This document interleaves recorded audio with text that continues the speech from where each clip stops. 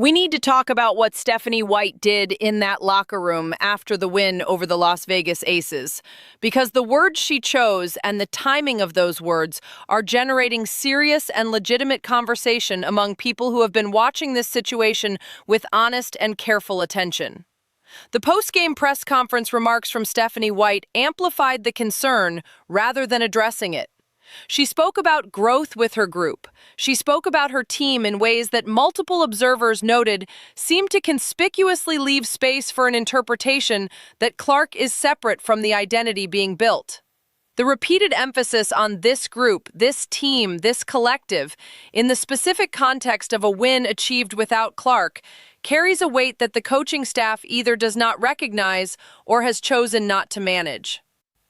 Here is the reality that Stephanie White needs to reckon with before this season deteriorates further. Indiana won 2 consecutive games in Clark's absence. Both of those games were against teams operating without their most significant players. The Sparks without Kelsey Plum and Cameron Brink, the Aces without A'ja Wilson. These are not competitive benchmarks that justify organizational confidence in a Caitlin Clarkless identity. They are wins against depleted rosters that any reasonably competent professional team should be expected to collect. Treating them as evidence that Indiana is better positioned without Clark or that the organizational direction being pursued is vindicated by these results is an analytical error with real consequences. The three of you just third quarter, you seemed to get going on the offense end. It was 1 point game and a half, and really took control in the third quarter. What was the difference that got you that lead that you didn't really give up? Yeah, I mean, we had a solid first half, and I think for us coming out in the third has been something that we've struggled with some games. So just our focus was go out there and execute, get stops, and let that fuel our offense. And just first step especially after an 8-day break, how does this set the tone for this road trip going forward? Well, I mean, I think the most important thing is we take it one day at a time. I think for us, we just want to get better, right? We want to get better on both ends of the floor. They had a great week of practice, and we came out and it showed. I thought our resilience was really good. I thought our defensive execution was outstanding, for the most part, and really, especially in that fourth quarter. And I think that it just shows the growth of our group. We had an opportunity to address some slippage, and now, of course, you want to start a road trip like this off with a win. But we gotta take it one day at a time, and we just gotta be about being better tomorrow than we were today. For Kelsey, this was your first time coming back here since the playoffs when you got Bragdo last year. Did it feel any different coming back here, or how you played today? I don't think so. I think the location for one is different. So we'll address that if we have to go back to the location we were on set. But no, I think it's about staying focused on what is and let what was go. The past is the past as far as what did happen. But I look forward to just constantly growing with my group, getting the experience that we need to constantly compete.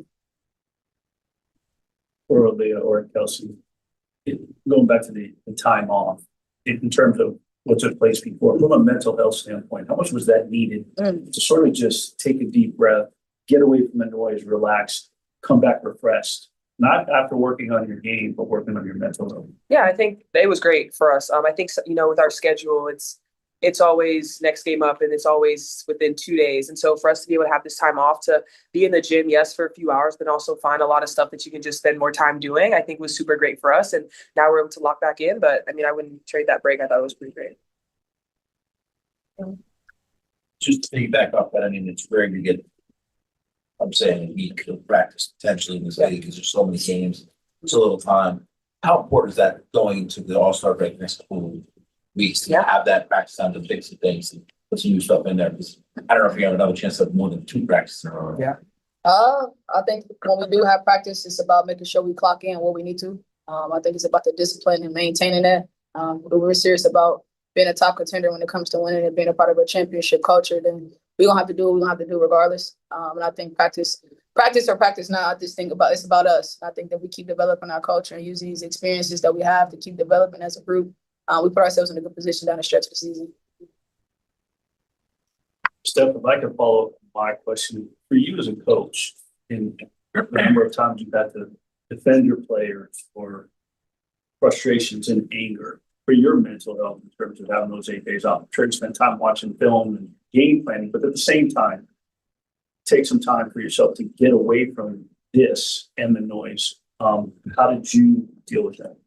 Yeah, I think, first and foremost, my family, my kids, my partner, everybody around, that certainly helps. I also had an opportunity to play in a charity golf event, and it was a charity golf event for a children's hospital in Chicago. And when you see families that are going through really tough times, and that just want a little bit of hope, it helps you gain perspective, about what's important and how you approach, the game, because it is a game. Yes, we want to win. Yes, it's high stakes. But at the same time, we're talking about human beings and we're talking about people that go through real life things. And so I think it gave me an opportunity to just regain perspective, and understanding and a breath of fresh air, so to speak, and coming in and just having fun with our group.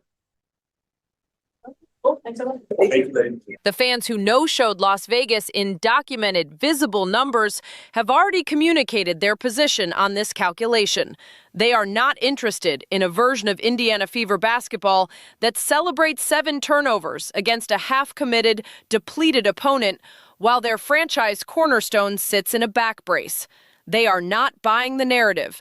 They are expressing their rejection of it through the most powerful tool available to any consumer: their absence. The broader question that everything happening right now forces into the open is one that has been building for weeks and can no longer be discussed only in the corners of sports media conversation. Has Indiana made a deliberate organizational decision to build this team in a direction that does not center Caitlin Clark? The evidence pointing toward an affirmative answer is accumulating. The roster construction does not reflect a team built to maximize Clark's strengths. The playing time distribution does not reflect a coaching philosophy aligned with Clark's game. The public communication from the coaching staff does not reflect a consistent and unambiguous commitment to Clark as the foundational identity of the franchise. The post-game locker room celebration of turnovers in the game Clark missed does not reflect the approach of a coach who understands what she has and who is determined to make the environment around that player work. All right, y'all, great job.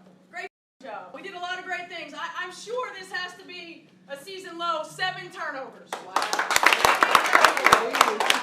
You take care of the ball, you give yourself a chance, right? 13 offensive rebounds. Extra possessions matter. We out-rebounded them 39-30. Really good stuff. First quarter, y'all, they shot 62%. By the second quarter, we had them down to 45.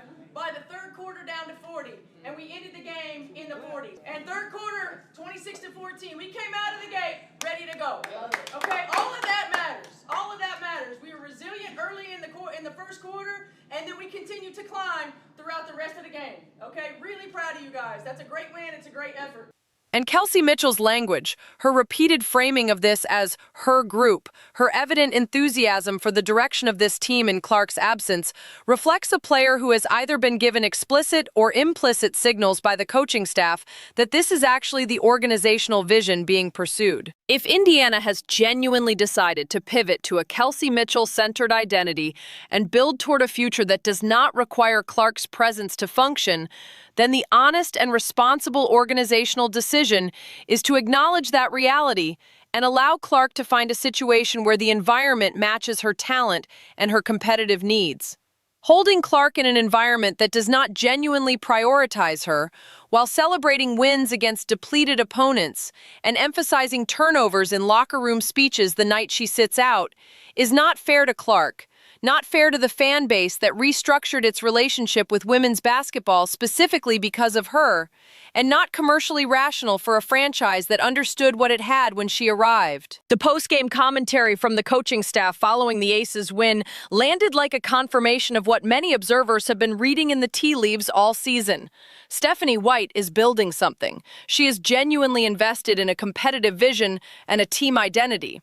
The problem is that by every observable measure, the vision she is building toward is not the one that maximizes what Caitlin Clark brings to this franchise. And it is not the vision that the fan base who drove Indiana's commercial transformation arrived to support. In her post-game locker room address following Indiana's victory, Stephanie White emphasized turnovers. Specifically, she celebrated the fact that the team committed only 7 turnovers in the game. She framed ball security as a critical factor in giving the team a chance to win. She connected low turnover numbers directly to competitive success in a way that was visible, enthusiastic, and emphatic. Let that sit against the full context of this season. Caitlin Clark is the player on this roster most frequently associated with turnovers in coaching discussions and post-game press conference commentary. The turnover issue, and the way it has been publicly addressed and attributed throughout this season, has been one of the most visible and most criticized dimensions of how this coaching staff has communicated about its franchise player in the media.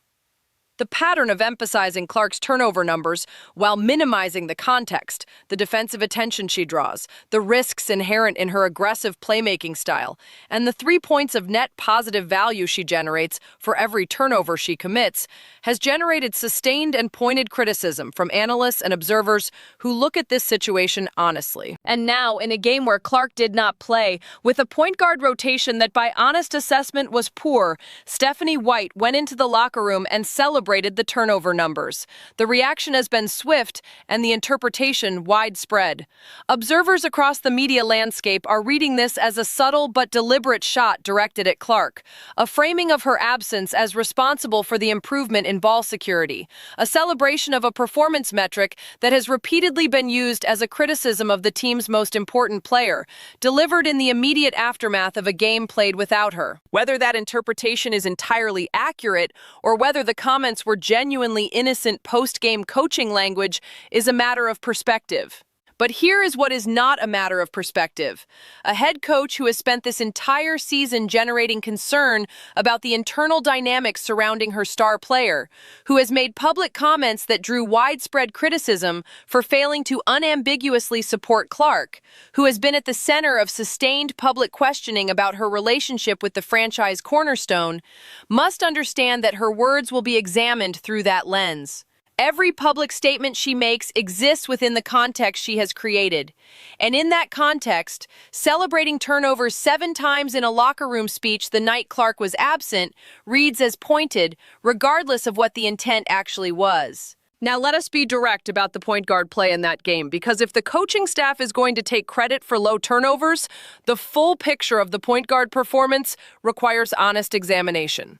Raven Johnson played and was described as adequate at best, functional, not dynamic, not impactful, not the kind of performance that suggests the point guard position was a strength of Indiana's execution against a diminished Aces roster. Ty Harris played 26 minutes. She scored 4 points on 0 of 4 shooting. She contributed 4 assists.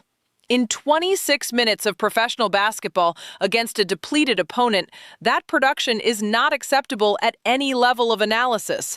0 of 4 from the field in 26 minutes is not a performance that justifies the continued extension of that kind of playing time, regardless of what the coaching staff believes about her development potential. The people paying attention to Ty Harris's contributions relative to her minutes have been making this argument for weeks, and nothing about this performance changes that assessment. These are the point guards who just produced the 7-turnover game that Stephanie White celebrated in the locker room, a performance built not on exceptional guard play, but on a combination of Indiana's ball control against a Las Vegas team that was missing its most important player, and whose competitive investment in this particular game was visibly limited. Kennedy Carter, who had been averaging 20 points per game off the bench for the Aces, took 2 shots and scored 0 points. Chelsea Gray was 2 of 11 from the field. The Las Vegas Aces, without Asia Wilson, looked like a team that had already mentally arrived at their scheduled time off. This is the opponent against whom Indiana committed 7 turnovers, celebrating that number as though it represents a competitive breakthrough, and doing so in a locker room where the implicit contrast with Clark's playing style hangs in the air unmistakably, is at minimum a failure of contextual awareness, and at maximum something considerably more intentional. That gap between what is being built and what should be built is the central crisis of this franchise right now. And a locker room speech celebrating 7 turnovers the night Clark is absent, delivered with evident enthusiasm, does nothing to close that gap. It widens it. It signals to everyone paying attention that the coaching staff is finding something genuinely appealing about this version of Indiana basketball. The fan base sees it, the media landscape is processing it, the empty seats in Las Vegas documented it in the most visible terms possible. Clark is expected to be available for the next game. That return will be the next significant test of whether Indiana's organizational leadership has made any genuine recalibration in how it approaches her role and her environment within this franchise. If she returns and the coaching patterns that have generated so much concern continue without meaningful adjustment, if the turnovers get cited again and the ball slowing and the isolation-heavy offense reasserts itself and the enthusiasm of the post-game locker room speech evaporates when Clark's playmaking is back in the equation, then the conclusion that this situation has reached its natural end will be difficult to avoid. Clark deserves an organizational home that is genuinely committed to building around her. Indiana has the player. The question of whether Indiana has the organizational will and the coaching philosophy to honor what that player represents and deserves is the question that every decision being made right now either answers or leaves dangerously open. 7 turnovers, celebrated in the locker room, the night Clark did not play. That moment means something. The organization should understand what it means and respond accordingly, before the cost of not responding becomes permanent.